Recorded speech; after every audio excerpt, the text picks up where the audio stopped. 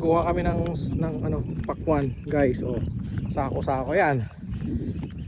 Saan dyan ni Uncle JR? Dito sa Lalo. Ngayon, mainit nga lang. Pero sulit naman. Ayun oh, puting kalabaw oh. Kita niyo 'yan. Yan, puting kalabaw. Ano tawag dyan sa puting kalabaw na yan?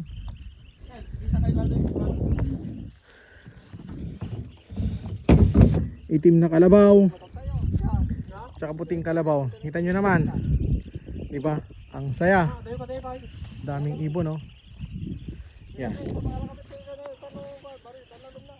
Yan. So magbabangka kami ulit.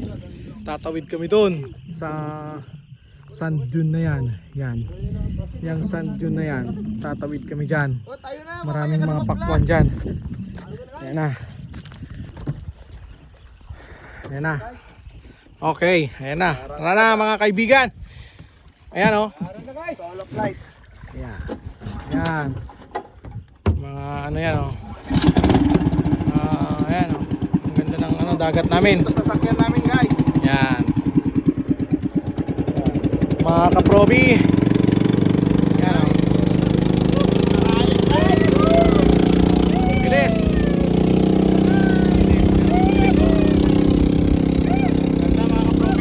Tatawid kami sa sand dune para kukuha ng pakwan.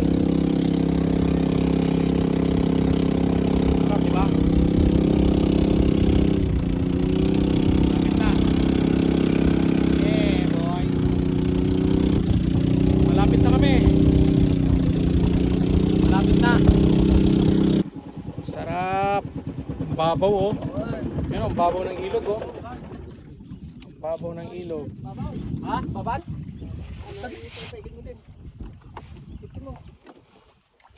Baba na ba, Uncle?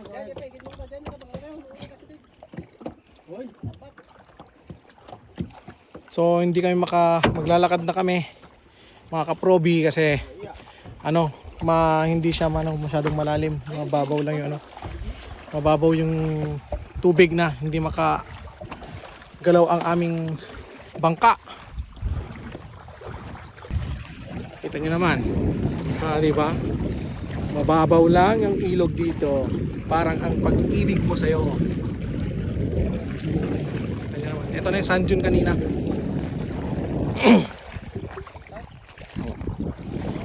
Yan si Uncle Freddy nakaputi. Uncle Freddy, kapatid ng nanay ko. Yung naka-green naman, yan yung aming pamangkin, anak ng Kuya Sherwin ko, na pinsan ko. Yun si Uncle JR, naka blue. Ayun yung bangka. Mainit pero sulit. Sulit naman yung pagpunta rito sa probinsya mga kaprobi. So baka siguro mga next week o third week ng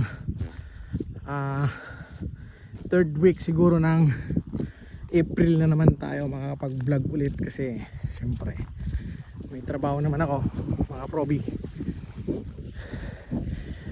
Mga ka-Choco Batok, like and share nyo na lang ang Choco na Batok YouTube page. Ganda oh. Uy, ba't gumalalim?